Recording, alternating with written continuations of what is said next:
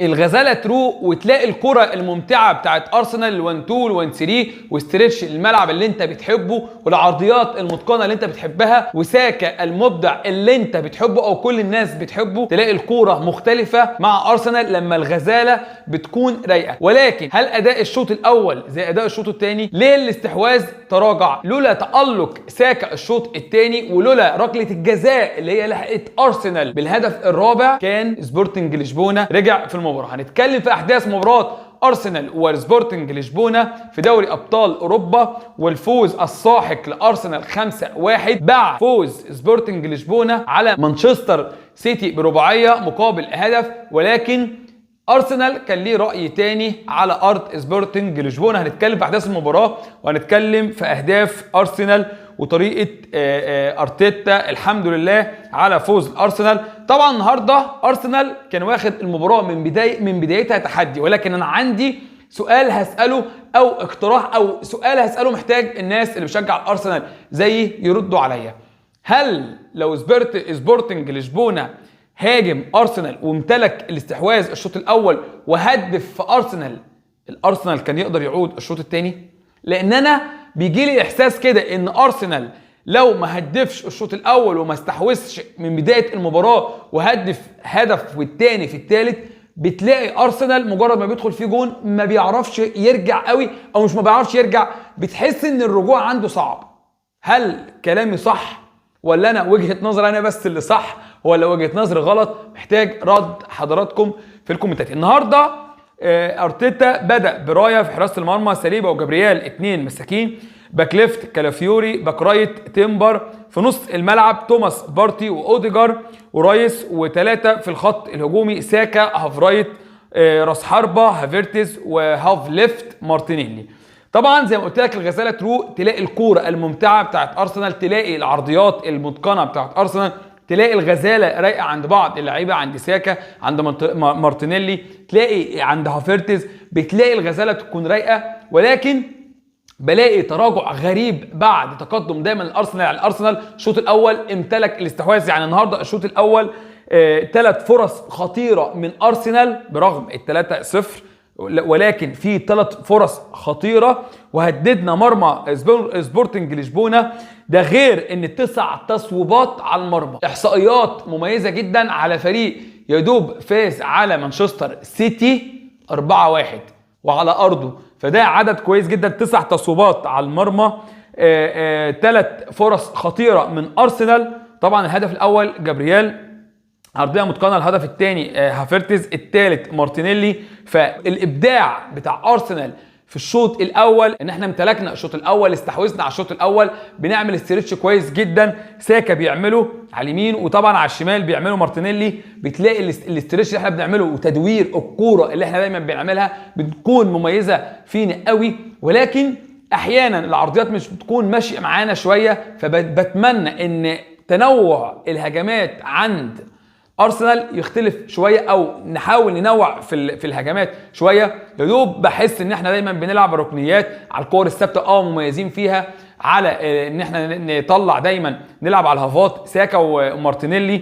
ولكن لما الاطراف بتتقفل بحس ان ما بيبقاش فيه حلول، بحس ان انا مش بلاقي حلول لما الاطراف بتتقفل عندنا، يا دوب بس الحلول بتكون في الكور الثابته. في الشوط الثاني بقى الاولى ركنيه على ارسنال دخلت فينا هدف، سوء تمركز من دفاع من ساليبا ومن جابرييل، ومفيش اي حد ممسك مان يا جماعه.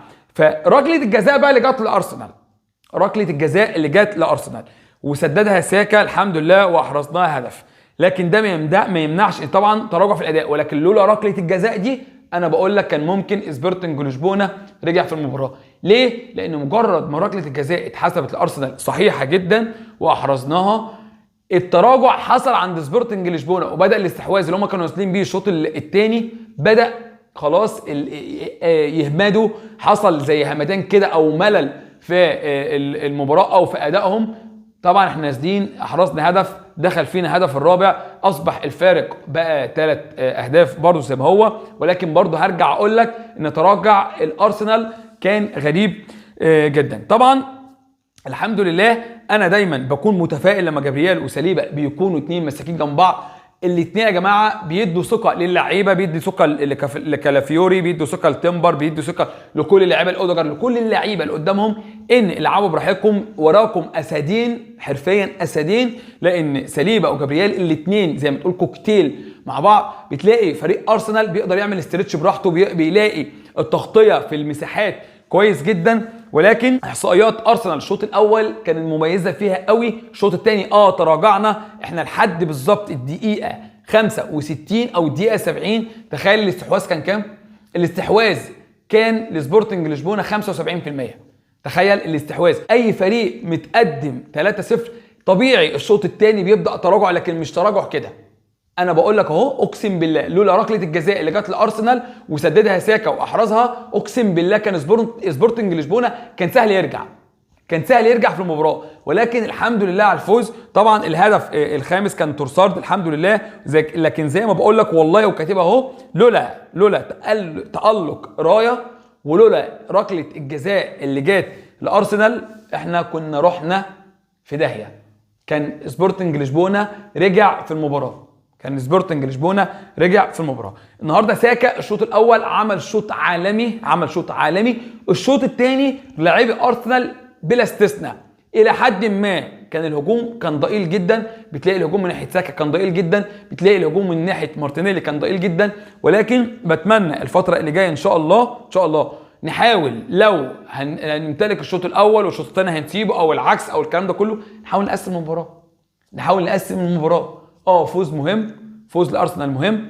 الحمد لله 5-1 نتيجه تدينا ثقه في اللي جاي ان شاء الله، وتدينا ثقه كبيره جدا في اللي جاي ان شاء الله. ولكن بتمنى لاعيبه ارسنال تكون الثقه اكتر من كده شويه، لان بلاقي ارسنال لما بيدخل فينا هدف وده انا متاكد منها، بيدخل فينا هدف بتلاقي الموضوع اختلف مع اللعيبه.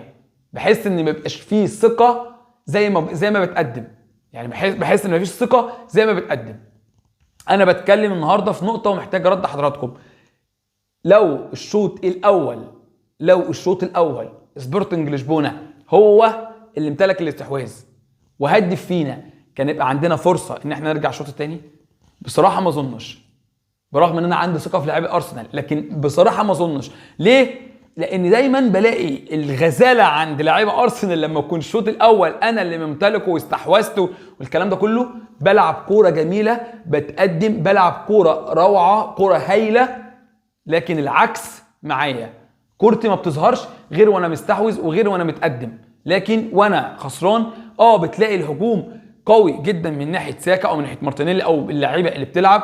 ولكن بلاقي برضو بحس ان في بعض اللعيبه ما عندهاش ثقه ان احنا ممكن نرجع في المباراه. لكن الفتره اللي جايه ان شاء الله يكون الفوز ده مهم جدا للفتره اللي جايه ان شاء الله، وربنا يكرمنا ان شاء الله في اللي جاي باذن الله. كالافيوري عجبني جدا، عجبني اداؤه جدا. ارتيتا استبدله النهارده ولكن بيعجبني جدا، بيعجبني توماس بارتي، بيعجبني اوديجار، بيعجبني رايس طبعا قوي.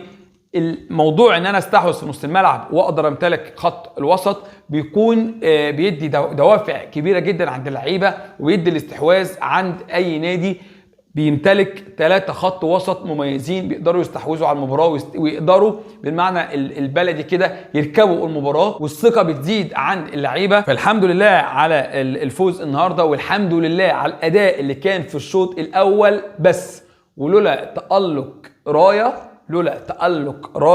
المعتاد، ربنا يحميه، لولا تألق رايه المعتاد ولولا ركله الجزاء وهدفنا الرابع اللي احرزناه من ركله الجزاء، كان سبورتنج لشبونه كان ممكن يتراجع في المباراه، لانه كان نازل عنده دوافع كبيره جدا بالهدف اللي هو احرزه في اول دقيقه في الشوط الثاني. الحمد لله على الفوز، والحمد لله على ال3 بونت، وان شاء الله اللي جاي احسن لارسنال باذن الله.